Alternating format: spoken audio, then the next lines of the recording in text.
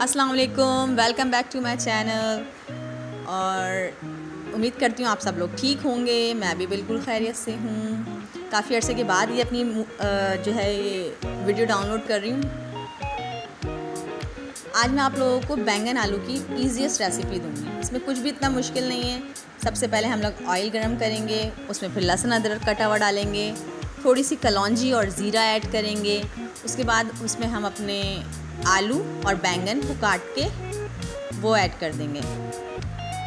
आलू और बैंगन को काट के पहले आप नमक के पानी में भिगो दें, तो उससे ये है कि इसका कलर ख़राब नहीं होता। उसके बाद हम इसमें टमाटर ऐड करेंगे और फिर इसको थोड़ा सा मिक्स कर लेंगे।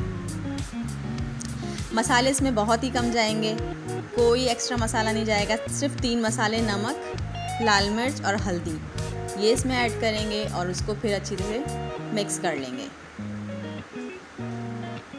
सबसे आखिर में हम इसमें चाहें तो चिकन क्यूब्स डाल सकते हैं, लेकिन मेरे पास चिकन कढ़ाई कल रात की बची हुई रखी थी, तो वो मैंने इसमें ऐड कर दी। इससे इसमें चिकन का भी टेस्ट बहुत अच्छा सा आ जाएगा।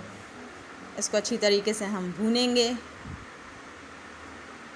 और आखिर में इसमें मैं हरी मिर्ची ऐड करूँगी। हरी मिर्ची मैं काट के नहीं ऐड कर रही, वरना सालन जो है वो बहुत ज़्यादा स्पाइसी हो जाएगा, इसलिए मैंने सिर्फ साबुत हरी मिर्ची डाल दी हैं।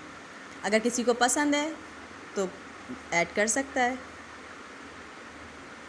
और सबसे आखिर में इसमें मैं हरा धनिया धो के बारीक काट के वो ऐड कर दूँगी और फिर इसकी फ़ाइनल लुक आप देखें कितनी अच्छी लग रही है। आई होप आपको मेरी रेसिपी बहुत पसंद आई होगी। अगर पसंद आई है तो उसको ट्राई ज़रूर करें घर पर, और मेरे इसे लाइक करें मेरी वीडियो को, चैनल को भी सब्सक्राइब करें प्लीज़।